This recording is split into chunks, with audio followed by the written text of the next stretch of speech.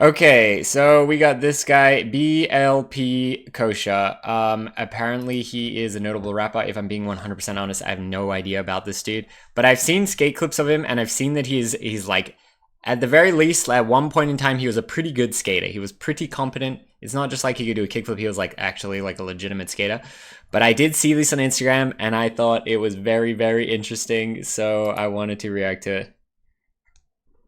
Okay, so this popped up on my recommended, and I thought it was the craziest thing ever. This is from the jewelry company. So this account is the jewelry guy, but then he made BLP Kasha dude this custom jewelry tech deck, and I thought it was very interesting.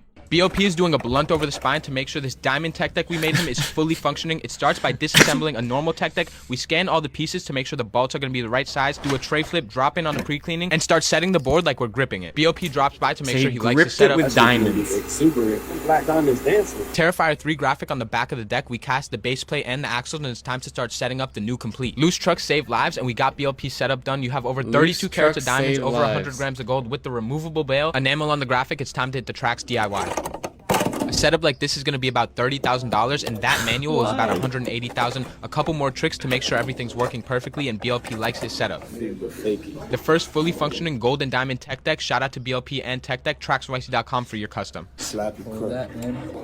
Yeah, I don't know. Like, to BLP me, is doing. this is so insane. Like, what? Like, I mean, I'm already so disconnected from like flex culture or whatever, where you buy like really, really shiny things.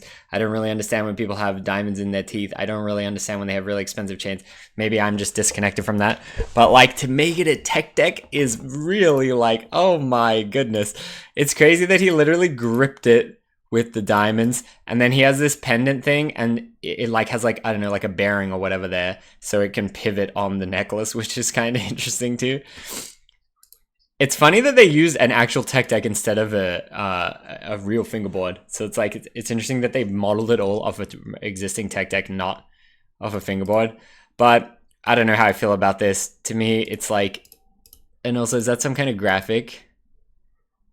Like, why? Like, I personally, I just don't understand why. Like, why would you do this? And like, still got the tech deck logo.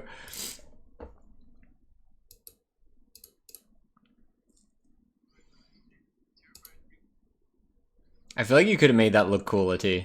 Like, is that him? Is that himself?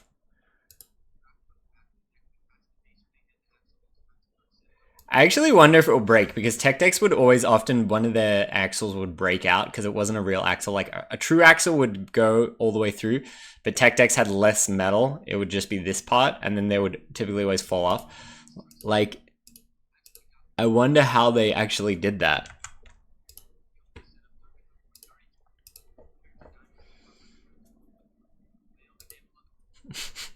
Because see, like, is that the original truck coated in gold, or is it fully, like, gold?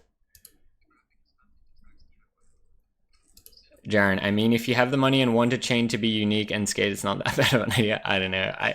I guess maybe I just don't have the drive of wanting to have a fancy chain, so I don't understand such a waste. I mean, like, it's his money to do whatever he wants, and, like, it's cool that he's representing skating, I guess, but I simply do not understand at all.